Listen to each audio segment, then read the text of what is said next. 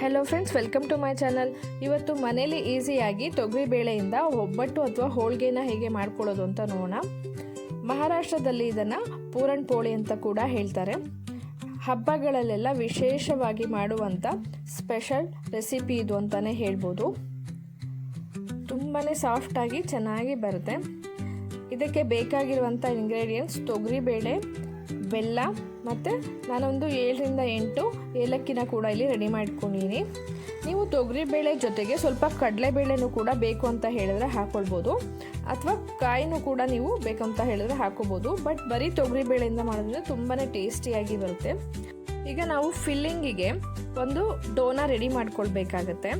ಅದಕ್ಕೋಸ್ಕರ ಚಿರೋಟಿ ರವೆ, ಮೈದಾ ಮತ್ತು ಟರ್ಮರಿಕ್ ಪೌಡರ್, ಸ್ವಲ್ಪ ಉಪ್ಪನ್ನು ಕೂಡ ನಾನು ಇಲ್ಲಿ ರೆಡಿ ಮಾಡ್ಕೊಂಡಿದ್ದೀನಿ. ಈಗ ಒಂದು ಮಿಕ್ಸಿಂಗ್ ಬೌಲ್ ತೊಗೊಂಡ್ಬಿಟ್ಟು ಅದಕ್ಕೆ ನಾನಿಲ್ಲಿ 1.5 ಕಪ್ಪಷ್ಟು ಮೈದಾ ಹಿಟ್ಟನ್ನು ಆ್ಯಡ್ ಮಾಡ್ಕೊಳ್ತೀನಿ. ನೋಡಿ, 1 ಕಪ್ ಹಾಕೊಳ್ತಾ ಇದ್ದೀನಿ. ಮತ್ತು ಸ್ವಲ್ಪ ಅರ್ಧ ಕಪ್ ಆಗುವಷ್ಟು ಮೈದಾ ಹಿಟ್ಟನ್ನು ಆ್ಯಡ್ ಮಾಡ್ಕೊಳ್ತಾ ಇದ್ದೀನಿ. ಈಗ 1 ಕಪ್ ಆಗುವಷ್ಟು ಚಿರೋಟಿ ರವನ ಹಾಕೋಣ.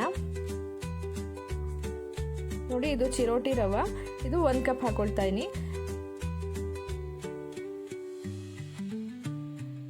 ಈಗ 1 ಸ್ಪೂನ್ ಆಗುವಷ್ಟು ಅರಿಶಿಣದ ಪುಡಿನೂ ಕೂಡ ಹಾಕ್ಕೊಂಡು ಚಿಟಿಕೆ ಉಪ್ಪನ್ನು ಸಹ ಆ್ಯಡ್ ಮಾಡಿ. ಉಪ್ಪು ಹಾಕಿದ್ರೆ ಟೇಸ್ಟ್ ಎನ್ಹ್ಯಾನ್ಸ್ ಆಗುತ್ತೆ ಅಂತ ಹೇಳ್ತಾರೆ ಸ್ವೀಟ್ಗೆಲ್ಲ.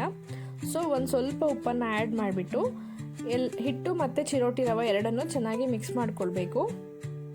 ನೀವು ಇಲ್ಲಿ ಬರೀ ಚಿರೋಟಿ ರವೆಯಿಂದನೂ ಕೂಡ ಡೋನಾ ರೆಡಿ ಮಾಡ್ಕೊಳ್ಬೋದು, ಅಥವಾ ಬರೀ ಮೈದಾಯಿಂದನೂ ಕೂಡ ರೆಡಿ ಮಾಡ್ಕೊಳ್ಬೋದು.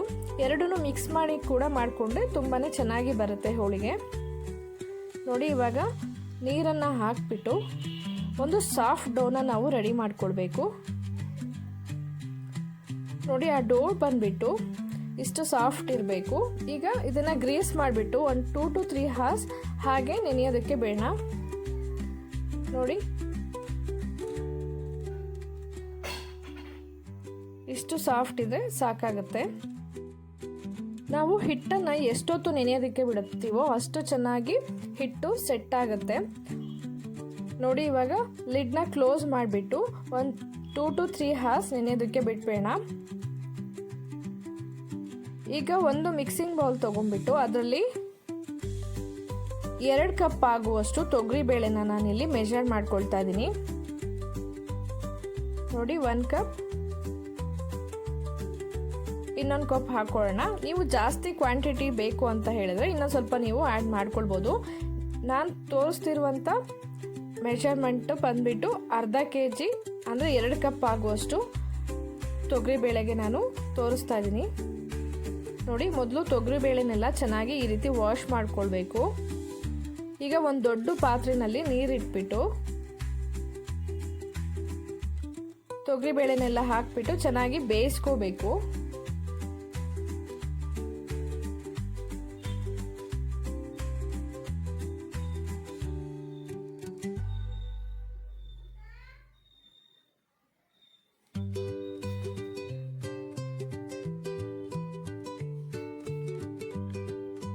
ನೋಡಿ, ಈಗ ಬೇಳೆ ಎಲ್ಲ ಚೆನ್ನಾಗಿ ಕುಕ್ ಆಗಿದೆ. ನೋಡಿ, ಇಷ್ಟು ಸಾಫ್ಟ್ ಆಗಿ ಕುಕ್ ಆಗಬೇಕು, ಆವಾಗ ತುಂಬಾ ಚೆನ್ನಾಗಿ ಬರುತ್ತೆ ಹೋಳಿಗೆ. ಇಲ್ಲ ಅಂತ ಹೇಳಿದ್ರೆ ಬೇಳೆ ಗಟ್ಟಿ ಗಟ್ಟಿ ಇದ್ರೆ ಏನಾಗುತ್ತೆ ಅಂತ ಹೇಳಿದ್ರೆ ಹೋಳಿಗೆ ಪ್ರೆಸ್ ಮಾಡುವಾಗ ಹಾಗಾಗಿ ಬೇಳೆ ಎಲ್ಲ ಕಾಣಿಸ್ತಾ ಇರುತ್ತೆ, ಚೆನ್ನಾಗಿ ಬರೋದಿಲ್ಲ. ನೋಡಿ, ಈಗ ಫುಲ್ಲು ಸಾಫ್ಟಾಗಿ ಬೇಳೆ ಎಲ್ಲ ಚೆನ್ನಾಗಿ ಕುಕ್ ಆಗಿದೆ. ಈಗ ನಾವು ಅದರಲ್ಲಿರುವಂಥ ನೀರನ್ನ ಸೆಪ್ರೇಟ್ ಮಾಡ್ಕೊಳ್ಬೇಕು. ಬೇಳೆ ಮತ್ತು ನೀರನ್ನು ಎರಡನ್ನೂ ಸೆಪ್ರೇಟ್ ಮಾಡ್ಕೊಳ್ಳೋಣ. ಈಗ ಒಂದು ಸ್ಟ್ರೈನರ್ನ ನಾನಿಲ್ಲಿ ಇಟ್ಕೊಂಡ್ಬಿಟ್ಟು ಬೇಳೆನ ಹಾಕ್ಕೊಳ್ತಾ ಇದ್ದೀನಿ.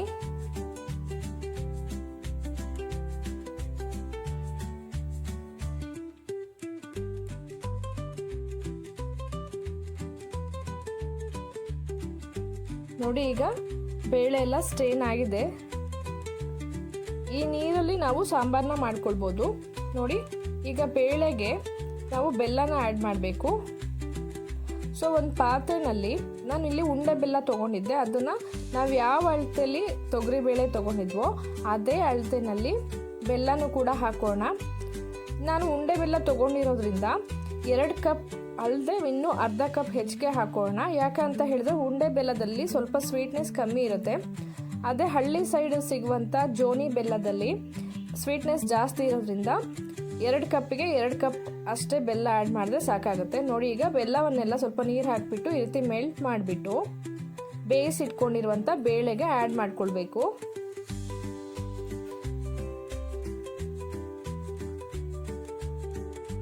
ಬೇಳೆನೆಲ್ಲ ಒಂದು ಪಾತ್ರೆಗೆ ಹಾಕಿಬಿಟ್ಟು ಮೆಲ್ಟ್ ಆಗಿರುವಂಥ ಬೆಲ್ಲನ ಈ ರೀತಿ ಸ್ಟ್ರೈನ್ ಮಾಡ್ಕೊಳ್ಬೇಕು. ಯಾಕೆ ಅಂತ ಹೇಳಿದ್ರೆ ಉಂಡೆ ಬೆಲ್ಲದಲ್ಲಿ ಒಂದೊಂದು ಸಾರಿ ಕಸ ಎಲ್ಲ ಇರುತ್ತೆ. ಈ ರೀತಿ ಮಾಡ್ಕೊಳ್ಳೋದ್ರಿಂದ ಕಲ್ಲಾಗಲಿ ಕಸ ಆಗಲಿ ಯಾವುದೂ ಕೂಡ ಇದರಲ್ಲಿ ಸೇರ್ಕೊಳ್ಳೋದಿಲ್ಲ, ನೀಟಾಗಿ ಸೆಪ್ರೇಟ್ ಆಗುತ್ತೆ, ಹೈಜೆನಿಕ್ ಆಗಿ ಕೂಡ ಇರುತ್ತೆ ಅಂತ ಹೇಳ್ಬೋದು. ಈಗ ಬೇಳೆ ಮತ್ತು ಬೆಲ್ಲನ ಎರಡನ್ನೂ ಕೂಡ ಚೆನ್ನಾಗಿ ಮಿಕ್ಸ್ ಮಾಡಿಕೊಂಡು ಒಂದು 5ರಿಂದ 10 ನಿಮಿಷ ಚೆನ್ನಾಗಿ ಕುಕ್ ಮಾಡ್ಕೊಳ್ಬೇಕಾಗತ್ತೆ. ಈ ಪಾರ್ಟ್ ಏನಿದೆ ಈಗ ಇದು ಹೋಳಿಗೆ ಮಾಡೋದಕ್ಕೆ ತುಂಬಾ ಇಂಪಾರ್ಟೆಂಟ್ ಅಂತಲೇ ಹೇಳ್ಬೋದು. ನೀವು ಎಷ್ಟು ಚೆನ್ನಾಗಿ ಬೇಳೆನ ಕುಕ್ ಮಾಡ್ಕೋತೀರೋ ಬೆಲ್ಲನ ಹಾಕಿಬಿಟ್ಟು ಅಷ್ಟು ಚೆನ್ನಾಗಿ ಹೋಳಿಗೆಗಳು ಬರುತ್ತೆ. ನೀವು ಬೆಲ್ಲನ ಹಾಕಿಬಿಟ್ಟು ಹಾಗೆ ಸ್ವಲ್ಪ ಮೆಲ್ಟ್ ಮಾಡಿಬಿಟ್ಟು ಸ್ಟವ್ ಆಫ್ ಮಾಡಿಬಿಟ್ರೆ ಏನಾಗುತ್ತೆ, ಹೂರಣ ಎಲ್ಲ ಕೈಗೆಲ್ಲ ಅಂಟುತ್ತಾ ಇರುತ್ತೆ. ಆ ರೀತಿ ಆಗಬಾರ್ದು ಅಂತ ಹೇಳಿದ್ರೆ ಬೇಳೆ ಮತ್ತು ಬೆಲ್ಲ ಎರಡನ್ನೂ ಚೆನ್ನಾಗಿ ಕುಕ್ ಮಾಡ್ಕೊಳ್ಬೇಕು. ನೋಡಿ, ಇದು ಲಿಕ್ವಿಡ್ ಸ್ಟೇಟಿಂದ ಸ್ವಲ್ಪ ಸೆಮಿ ಲಿಕ್ವಿಡ್ ಸ್ಟೇಟಿಗೆ ಬರಬೇಕು, ಅಲ್ಲಿವರೆಗೂ ನಾವು ಕುಕ್ ಮಾಡ್ಕೊಳ್ಬೇಕು. ಈಗ ನೋಡಿ, ಸೆಮಿ ಲಿಕ್ವಿಡ್ ಸ್ಟೇಟಿಗೆ ಬಂದಿದೆ. ನೋಡಿ, ಇಷ್ಟು ಕುಕ್ ಆದಾಗ ನಿಮ್ಮ ಹೂರಣ ತುಂಬಾ ಚೆನ್ನಾಗಿ ಬರುತ್ತೆ ಅಂತ ಹೇಳ್ಬೋದು.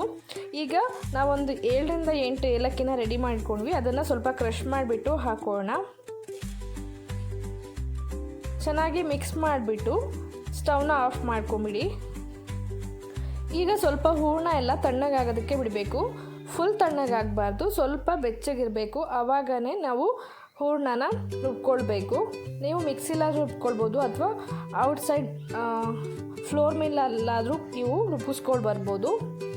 ನೋಡಿ, ಇಷ್ಟು ಸಾಫ್ಟಾಗಿ ರುಬ್ಕೊಂಡ್ರೆ ಹೋಳಿಗೆಗಳು ತುಂಬಾ ಚೆನ್ನಾಗಿ ಬರುತ್ತೆ. ನೋಡಿ, ಕೈಗೆಲ್ಲೂ ಕೂಡ ಅಂಟ್ಕೊಳ್ತಾ ಇಲ್ಲ, ಅಷ್ಟು ಚೆನ್ನಾಗಿ ಹೂರಣ ರೆಡಿಯಾಗಿದೆ ಪರ್ಫೆಕ್ಟಾಗಿ ಅಂತಲೇ ಹೇಳ್ಬೋದು. ಮಹಾರಾಷ್ಟ್ರದ ಟ್ರೆಡಿಷ್ನಲ್ ಫುಡ್ ಇದು ಅಂತಲೇ ಹೇಳ್ಬೋದು. ನೋಡಿ, ಈಗ ಹೂರಣನೆಲ್ಲ ನಾವು ನಮಗೆ ಎಷ್ಟು ಸೈಜಲ್ಲಿ ಬೇಕೋ ಅಷ್ಟು ಸೈಜಲ್ಲಿ ಉಂಡೆಗಳಾಗಿ ಮಾಡಿಟ್ಕೊಳ್ಳೋಣ. ನೋಡಿ, ನಾನು ಇಷ್ಟು ಸೈಜಲ್ಲಿ ಉಂಡೆಗಳನ್ನು ಮಾಡಿಟ್ಕೊಂಡಿನಿ. ನಿಮಗೆ ಯಾವ ಸೈಜಲ್ಲಿ ಬೇಕೋ ಅಷ್ಟು ಸೈಜಲ್ಲಿ ನೀವು ಉಂಡೆಗಳನ್ನು ಮಾಡ್ಕೊಳ್ಬೋದು. ಈಗ ಹಿಟ್ಟು ಕೂಡ ರೆಡಿಯಾಗಿದೆ. ನಾವು ಡೋನ ರೆಡಿ ಮಾಡಿಟ್ಕೊಂಡಿದ್ವಲ್ಲ, ಅದು ಕೂಡ ಚೆನ್ನಾಗಿ ಸಾಫ್ಟಾಗಿ ನೆಂದಿದೆ. ನೋಡಿ, ಹಿಟ್ಟೆಲ್ಲ ಚೆನ್ನಾಗಿ ಈಗ ಮತ್ತೊಮ್ಮೆ ನಾದ್ಕೊಬೇಕು ಚೆನ್ನಾಗಿ. ನೀವು ಎಷ್ಟು ಚೆನ್ನಾಗಿ ನಾದ್ಕೊಂಡ್ಬಿಟ್ಟು ಮಾಡ್ತೀರಾ ಅಷ್ಟು ಚೆನ್ನಾಗಿ ಬರುತ್ತೆ.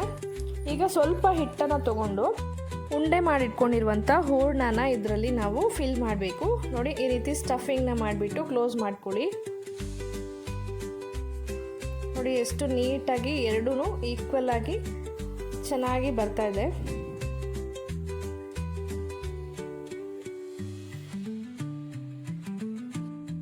ಆದಷ್ಟು ಕೈಗೆ ಎಣ್ಣೆನ ಹಚ್ಕೊಂಡ್ಬಿಟ್ಟು ಮಾಡಿ, ಆವಾಗ ಕೈಗೆಲ್ಲ ಅಂಟ್ಕೊಳ್ಳೋದಿಲ್ಲ, ನೀಟಾಗಿ ಬರುತ್ತೆ. ನೋಡಿ ಇವಾಗ ಸ್ಟಫ್ಡ್ ಡೋ ರೆಡಿಯಾಗಿದೆ. ನೀವು ಎಲ್ಲ ಉಂಡೆಗಳನ್ನು ಒಂದೇ ಸರಿ ಮಾಡಿಟ್ಕೋಬೇಡಿ, ಒಂದೊಂದಾಗಿ ಮಾಡಿಕೊಂಡು ಹೋಳಿಗೆನ ಪ್ರೆಸ್ ಮಾಡ್ಕೊಳ್ತಾ ಮಾಡಿ. ಒಂದೇ ಸರಿ ಎಲ್ಲ ಉಂಡೆಗಳನ್ನು ಮಾಡಿಟ್ಕೊಂಡ್ಬಿಟ್ರೆ ಹೋಳಿಗೆ ಎಲ್ಲ ಹರಿದೋಗ್ಬಿಡುತ್ತೆ. ಸೊ ಒಂದೊಂದಾಗಿ ಉಂಡೆಗಳನ್ನು ಫಿಲ್ ಮಾಡ್ಕೊಳ್ತಾ ಹೋಳಿಗೆಗಳನ್ನು ಪ್ರೆಸ್ ಮಾಡ್ಕೊಳ್ಳಿ. ನೋಡಿ, ಇವಾಗ ಹೋಳಿಗೆನ ಪ್ರೆಸ್ ಮಾಡ್ಕೊಳ್ಳೋಣ. ಒಂದು ಪೇಪರ್ನ ಇಟ್ಬಿಟ್ಟು ಅದಕ್ಕೆ ಆಯಿಲ್ನ ಅಪ್ಲೈ ಮಾಡಿ, ನಂತರ ರೆಡಿಯಾಗಿರುವಂಥ ಸ್ಟಫ್ ಡೋನ ಅದ್ರ ಮೇಲೆ ಇಟ್ಬಿಟ್ಟು ಮತ್ತೆ ಒಂದು ಸ್ವಲ್ಪ ಆಯಿಲ್ನ ಅಪ್ಲೈ ಮಾಡಿ, ಅದ್ರ ಮೇಲೆ ಮತ್ತೊಂದು ಪೇಪರ್ನ ಹಾಕಿಬಿಟ್ಟು ಕೈಯಿಂದಾನೇ ಪ್ರೆಸ್ ಮಾಡ್ಕೊಳ್ಳಿ, ಆವಾಗ ನೀಟಾಗಿ ಬರುತ್ತೆ. ನೋಡಿ, ಈ ರೀತಿ ಪೇಪರ್ನ ಹಾಕ್ಕೊಂಡು ಈ ರೀತಿ ಪ್ರೆಸ್ ಮಾಡ್ಕೊಳ್ತಾ ಹೋಗಿ. ನಿಮಗೆ ಎಷ್ಟು ತಿನ್ನಾಗಿ ಬೇಕೋ ಅಷ್ಟು ತಿನ್ನಾಗಿ ನೀವು ಮಾಡ್ಕೊಳ್ಬೋದು, ತುಂಬಾ ನೀಟಾಗಿ ಬರುತ್ತೆ.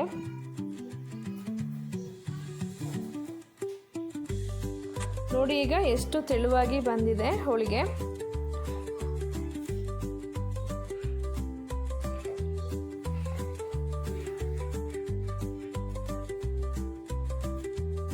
ನೀವು ಇನ್ನೊಂದು ಮೆಥಡ್ನಲ್ಲಿ ಕೂಡ ಹೋಳಿಗೆನ ಪ್ರೆಸ್ ಮಾಡ್ಕೊಳ್ಬೋದು.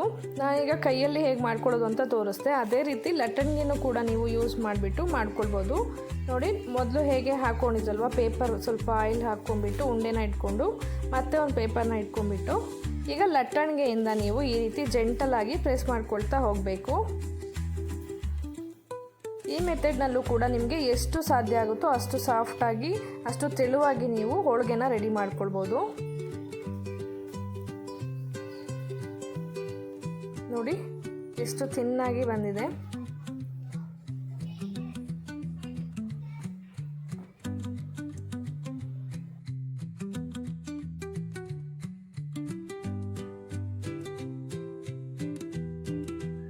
ಇವಾಗ ನಾವು ಹೋಳಿಗೆನ ಫ್ರೈ ಮಾಡ್ಕೊಳ್ಬೇಕು.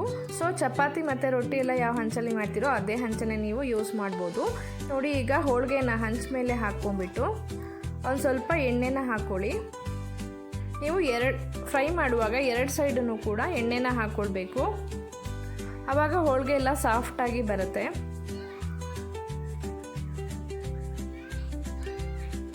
ನೋಡಿ, ಈಗ ಒಂದು ಸೈಡ್ ಚೆನ್ನಾಗಿ ಫ್ರೈ ಆಗಿದೆ. ಈಗ ಹೋಳಿಗೆನ ಉಲ್ಟಾ ಮಾಡಿ ಹಾಕೊಳ್ಳೋಣ. ತುಂಬ ಹೈ ಫ್ಲೇಮಲ್ಲಿ ಇಟ್ಕೊಬೇಡಿ, ಲೋ ಮತ್ತು ಮಿಡಲಲ್ಲಿ ಇಟ್ಕೊಂಡ್ರೆ ಹೋಳಿಗೆ ತುಂಬ ಚೆನ್ನಾಗಿ ಬರುತ್ತೆ. ನೋಡಿ ಎಷ್ಟು ಚೆನ್ನಾಗಿ ಉಬ್ಬಿ ಬರ್ತಾ ಇದೆ, ಪೂರಿ ಥರನೇ. ನೋಡಿ, ಈಗ ಹೋಳಿಗೆಗಳೆಲ್ಲ ರೆಡಿಯಾಗಿದೆ. ನೀವು ಕೂಡ ಇದೇ ಮೆಥಡ್ನಲ್ಲಿ ಮಾಡ್ಬೋದು. ಹೋಳಿಗೆ ಮಾಡೋಕ್ಕೆ ಬರಲ್ಲ ಅಂತ ಹೇಳಿದವರು ಕೂಡ ಈ ಮೆಥಡ್ನಲ್ಲಿ ಮಾಡಿದ್ರೆ ಹೋಳಿಗೆಗಳೆಲ್ಲ ಪರ್ಫೆಕ್ಟಾಗಿ ಬರುತ್ತೆ ಅಂತಲೇ ಹೇಳ್ಬೋದು. ನೀವು ಹೋಳಿಗೆನ ಹಾಲು, ತುಪ್ಪ ಅಥವಾ ಕಾಯಿ ಹಾಲು ಜೊತೆ ಕೂಡ ಸರ್ವ್ ಮಾಡ್ಬೋದು. ನಾನು ಈಗ ಹಾಲು ಮತ್ತು ತುಪ್ಪ ಎರಡನ್ನೂ ಹಾಕಿಬಿಟ್ಟು ಸರ್ವ್ ಮಾಡ್ತಾಯಿದ್ದೀನಿ. ಮಕ್ಕಳಂತೂ ತುಂಬಾ ಇಷ್ಟಪಟ್ಟು ತಿಂತಾರೆ. ಈ ಯುಗಾದಿ ಹಬ್ಬಕ್ಕೆ ನೀವು ಕೂಡ ಮನೇಲಿ ಒಂದ್ಸರಿ ಈ ರೆಸಿಪಿನ ಟ್ರೈ ಮಾಡಿ. ರೆಸಿಪಿ ಹೇಗೆ ಬಂತು ಅಂತ ಕಮೆಂಟ್ ಮಾಡಿ ತಿಳಿಸಿ.